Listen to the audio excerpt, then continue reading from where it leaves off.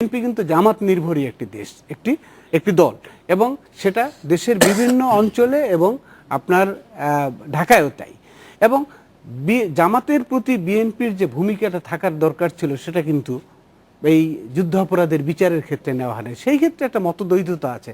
তারপরেও দেখেন যে এই মতদ্বৈধতার পরেও কিন্তু জামাত বিএনপিকে ছাড়ছে না, বিএনপি জামাতকে ছাড়ছে না।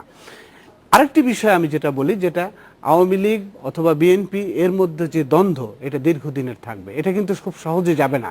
আমার এক্সপেকটেশন থাকতে পারে, আমি এর একটু আগেই বলেছি, আমি আশা করি এটা, কিন্তু সেটা কিন্তু দুরূহ হয়ে যাবে। কারণটি হচ্ছে যে যে একটি দল যখন আরেকটি দলকে একদম শূন্যে উড়িয়ে দিতেছে, 21শে আগস্টের ঘটনা আপনি দেখেন, এবং সেটা হলে যদি ওই ঘটনাটা যদি ঠিকই ঘটতো এবং আপনার ওই গ্রেনেডটা যদি আওয়ামী লীগ সভানেত্রী যে গাড়িতে ছিলেন সেই গাড়িতে পাশে অথবা গাড়ির মধ্যে পড়তো, তাহলে বিষয়টা কি দাঁড়াতো?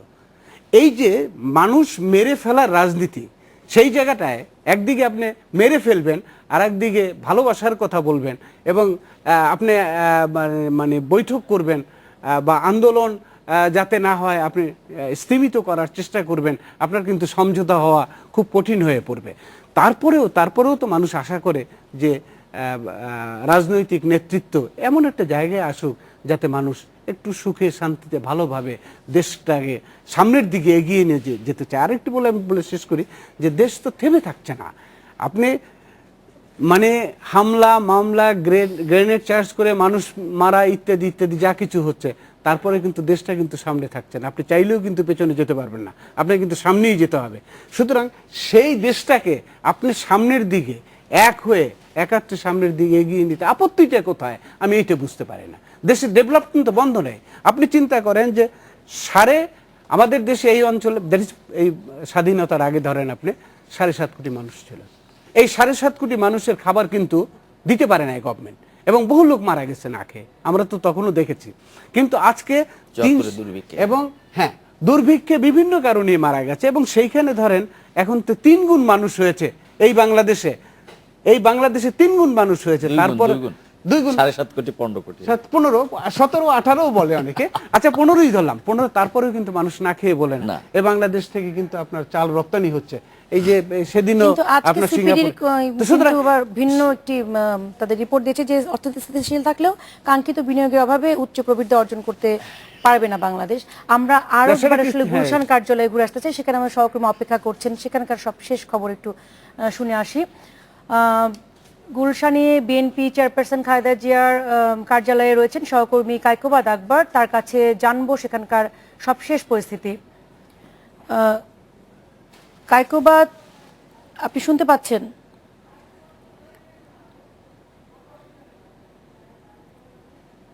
কায়কোবাদ, আমরা কিছুক্ষণ পরে সম্ভবত যেতে হবে, এখনো আমাদের সাথে সংযোগে নেই কায়কোবাদ, সে সম্ভবত আমাদের স্টুডিও থেকে এখনো শুনতে পাচ্ছেন না। আমরা গুলশান অফিসের সেই যদি বিএনপির কার্যালয় এবং নয়াপল্টন কার্যালয় পুলিশ মোতায়েনের প্রসঙ্গে আসি, এটাও কোনো নতুন ঘটনা নয়, এবং আমাদের জন্য কষ্টকর, গভীর রাত পর্যন্ত বসে থাকতে হয়। এটা কোনো মানে অকল্পনীয় বিষয় নয়।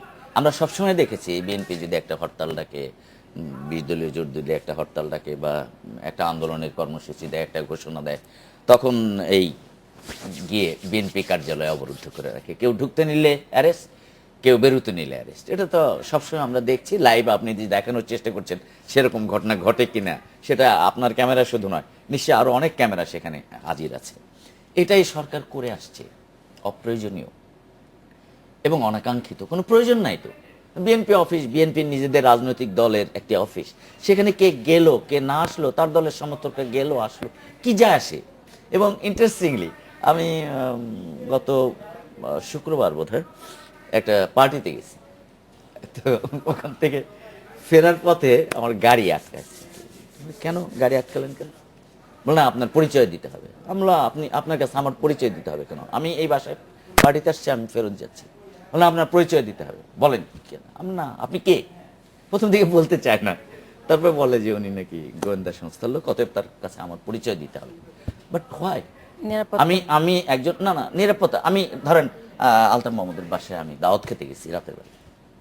তা আমি ফেরার পথে আমাদের আমার পরিচয় দিতে সহকর্মী হবে। মনে হয় আমাদের সাথে সংযোগ পাচ্ছেন। আমি কায়কোবাদের কাছে, কায়কোবাদ, আসলে কি অবস্থা দেখছেন সেখানে? অতিরিক্ত পুলিশ মোতায়েন হয়েছে আমরা জেনেছি, কি কারণে জানেন কিনা?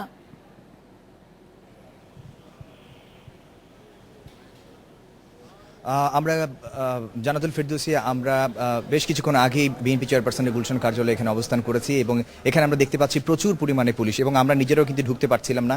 আপনাকে বলে দিই যে গুলশান 2 নম্বর থেকে যেই রাস্তাটা এসেছে বিএনপি চেয়ারপারসনের গুলশান কার্যালয়, সেখানে অনেক বড় একটি ট্রাক পুলিশের বেশ কয়েক প্লাটুন এখানে পুলিশ মোতায়েন করা হয়েছে এবং গাড়ি দিয়ে রাস্তাটি পুরোপুরি আটকে দেওয়া হয়েছে এবং এখানে কাউকে ঢুকতে দেওয়া হচ্ছে না। এবং একই সাথে আপনাকে জানিয়ে দিই, এই গুলশান কার্যালয়ে আসার আগে আমি কিন্তু বেগম খালেদা জিয়ার বাসভবন ফিরোজা গিয়েছিলাম এবং ফিরোজা থেকে বের হওয়ার পথে যে গুলশান 2 নম্বরের যে মেইন রাস্তাটা আছে কূটনৈতি পাড়ার ওই দিকটায়, সেটাও কিন্তু বড় একটি প্লাটুন পুলিশ দিয়ে বন্ধ করে দেওয়া হয়েছে, একটি বড় ট্রাক এখানে দেওয়া হয়েছে। আপনি যদি দেখতে পারেন যে এই রাস্তাটি পুরোপুরি অবরোধ এবং গণমাধ্যম কর্মীরাও কিন্তু এখানে অবস্থান করছে এবং কাউকে কিন্তু কোনো ধরনের তথ্য দেওয়া হচ্ছে না। আমরা জানতে পেরেছি এটা নিয়মিত বৈঠকের অংশ হিসেবে বিএনপি চেয়ারপারসন এই গুলশান কার্যালয়ে এখানে অবস্থান করছেন এবং এখানে বিএনপির শীর্ষ সারির কোনো নেতাকর্মীকে কিন্তু আমরা এখনো পর্যন্ত দেখতে পাইনি এবং বিএনপির যে প্রেস উইং আছে তারাও কিন্তু আমাদেরকে নিশ্চিত করেছে যে এর ভেতরে কিন্তু যারা স্বাভাবিকভাবে যারা প্রতিদিন অফিস করেন বিএনপি চেয়ারপারসন, এই কারণে এই বিএনপির গুলশান কার্যালয়ে আছেন এবং তিনি অফিস করছেন। কিন্তু কি কারণে এত পুলিশ মোতায়েন করা হয়েছে এই বিষয়ে আমরা গুলশান থানার যে ভারপ্রাপ্ত কর্মকর্তা রফিক সাহেব আছেন তার সাথে আমরা কথা বলার চেষ্টা করছি। তিনি কোনো তথ্য জানাতে তিনি অস্বীকৃতি জানিয়েছেন। আপনি নিশ্চয়ই দেখতে পাচ্ছেন যে আমার পিছনে প্রচুর গণমাধ্যম কর্মীরা এখানে ভিড় করছেন। তবে আমরা যতটুকু এরকম জানতে পেরেছিলাম যে বিএনপি চেয়ারপারসন এখান থেকে বেরিয়ে যাচ্ছেন কিনা, ঠিক এর কিছুক্ষণ ঠিক আধা ঘন্টা আগে আমরা জানতে পেরেছি বিএনপির যুগ্ম মহাসচিব রুহুল কবির রিজভী আহমেদ পুলিশ প্রহরায় তিনি হাসপাতালে অসুস্থ বোধ করার কারণে পুলিশ তাকে হাসপাতালে নিয়ে গেছে, এমন তথ্য জানতে পেরেছিলাম।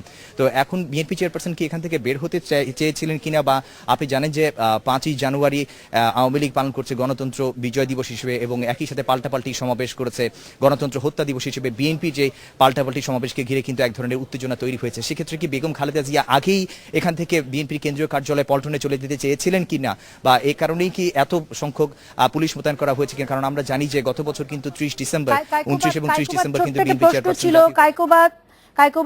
কায়কোবাদ ছোট একটি প্রশ্ন ছিল, বিএনপি চেয়ারপারসন গুলশান কার্যালয়ে কেন গেছেন? সেখানে কিন্তু বৈঠক আছে, আপনি বলছেন যে কোনো সিনিয়র নেতারা সেখানে নেই, তুমি কেন গেছেন আপনি জানেন কিনা?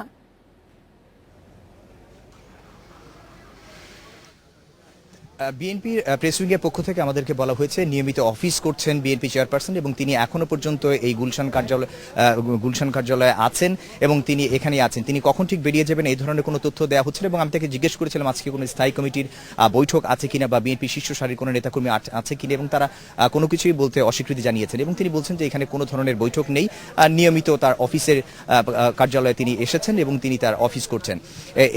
এতটুকু পর্যন্তই আমাদেরকে বলা হয়েছে। আপনি এখানে দেখতে পাচ্ছেন যে প্রচুর পরিমাণে পুলিশ মোতায়েন করা হয়েছে এবং বিএনপি চেয়ারপারসন এই গুলশান কার্যালয়ের ঠিক বামে ডানে এবং চারিদিক থেকে এই রাস্তাটি কিন্তু এখন একেবারে বন্ধ করে দেওয়া হয়েছে এবং গুলশান 2 নম্বরের ওদিকেও কিন্তু ফিরোজার সামনে বিএনপি চেয়ারপারসনের যে বাসভবন ওই দিকটাতেও কিন্তু প্রচুর পুলিশ মোতায়েন করা হয়েছে। সেখানে একজন মহিলা পুলিশকে আমি কথা বলার চেষ্টা করেছিলাম, তিনি বলেছেন যে আমরা কিছুই বলতে পারবো না। আমি তাকে জিজ্ঞেস করেছিলাম যে কোনো ধরনের আপনাদের কাছে তথ্য আছে? আপনাকে অনেক ধন্যবাদ। আমাদের সময় আসলে একদমই ফুরিয়ে এসেছে, আমাদের একদমই শেষ সময়। কিন্তু ভয়টা কোথায়? আমরা কেন বিএনপির চেয়ারপারসনের কার্যালয়ের চারদিকে পুলিশ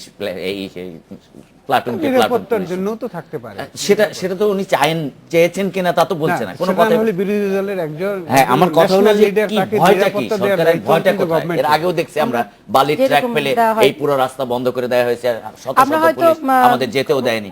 ভয়টা কোথায়? সরকারের ভয়টা কোথায়? কিন্তু ভয় পেলে নিরাপত্তা না দিলে কিন্তু আবার কোশ্চেন হবে। এদিকে নিরাপত্তা চাইলে দেবে, নিরাপত্তা চাওয়ার জন্য তো সে চকবাজার থানায় জিডি করেছে, সে জিডি গ্রহণ করেনি। তো নিরাপত্তা চাইছি দেবেন না, আর জবরদস্তি আমাকে নিরাপত্তা দেবেন। এবং একই কোশ্চেন উত্থাপিত হয়েছে যে রিজভিকে অ্যারেস্ট করা হয়েছে, একেবারেই শেষ সময়। আমরা আপনাদের দুজনকে অনেক ধন্যবাদ। না এরশাদ স্টাইলে রিজভিকে অ্যারেস্ট করা হয়েছে না রিজভি। আজ এ পর্যন্ত। আগামীকাল একই সময় বাংলাদেশ এখন দেখার আমন্ত্রণ জানিয়ে শেষ করছি। শুভরাত্রি।